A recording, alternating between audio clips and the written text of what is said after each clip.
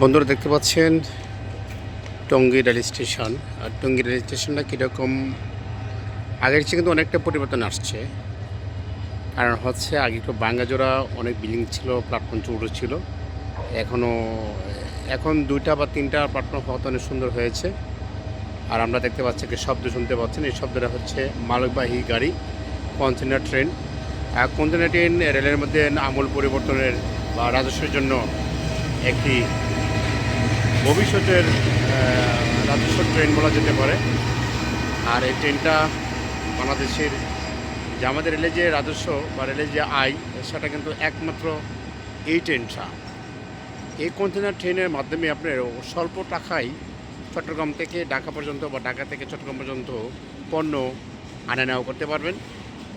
আর যদি এগুলো পণ্য আনা নেওয়া করতে হয়, স্টেশন মাস্টার আছে, কমলাপুর স্টেশন ম্যানেজার আছে, অথবা রেলপথ মন্ত্রণালয়ের মাধ্যমে আপনারা যোগাযোগ করে এগুলো ট্রেনের মাধ্যমে অথবা এই কন্টেনারের মাধ্যমে পণ্য আনা নেওয়া করতে পারবেন।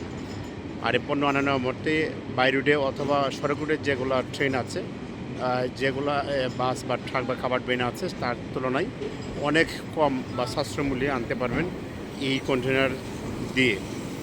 তবে একটু প্রসেসিংয়ের ব্যাপার স্যাপার আছে, সে প্রসেসিং আপনি নিজে করতে হবে, অত কোম্পানির মাধ্যমে সব কিছুর মাধ্যমে এটা করা যেতে পারে। আর আপনারা দেখতে পাচ্ছি একটার পর একটা কন্টেনার কিন্তু যাচ্ছে। এই সে কন্টেনার সম্ভবত খালি নিয়ে যাচ্ছে চট্টগ্রাম, আর চট্টগ্রাম থেকে বরাট বিদেশি পণ্য যা আছে বিদেশি পণ্য নিয়ে আসবে। এটাই অত্যন্ত সুন্দর একটি গাড়ি বাংলাদেশের মধ্যে। এবং বাংলাদেশের যে কন্টেনার জগতে বা মালামাল বাহির যে গাড়িটি, এটা অত্যন্ত সুলভ মূল্যে বা সুলভভাবেই তারা কন্টেনারের মাধ্যমে পণ্য আনা নেওয়া করে থাকে। আপনারা দেখতেই পাচ্ছেন অনেকটা, এই যে এখন কিন্তু অনেক কন্টেনার আগে ছিল বরাট, এখন অনেকটা খালি আছে, সেই খালিতেই মানে কন্টেনার যে খালি যে কন্টেনার সেটা হয়তো নাই বিদায়ী এটা নিয়ে যাচ্ছে।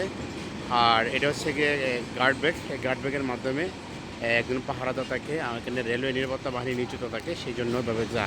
আর ওদিকে দেখতে চাইলে আপনাদেরকে আরেকটা গাড়ি ঢুকেছে, এটা হচ্ছে যাত্রীবাহী গাড়ি, এই যাত্রীবাহী ট্রেন। এই যাত্রীবাহী ট্রেন কিন্তু একেবারেই লাভজনক ব্যবসা না, এটা সেবামূলক একটা প্রতিষ্ঠান, আর সেবা দিয়ে যাচ্ছে বাংলাদেশের রেলওয়ে। আর সেই জন্যই আপনারা দেখতেই পাচ্ছেন যে এইগুলো ট্রেনের মাধ্যমে আপনারা অবশ্যই যাতায়াত করবেন, একবার না 100 বার করবেন। কারণ হচ্ছে ট্রেনের নিয়মটা মেনে আপনারা যাতায়াত করতে হবে। আর নিয়ম না মেনে যদি কাজ করেন তাহলে কিন্তু আপনার জেল জরিমানা হতে পারে।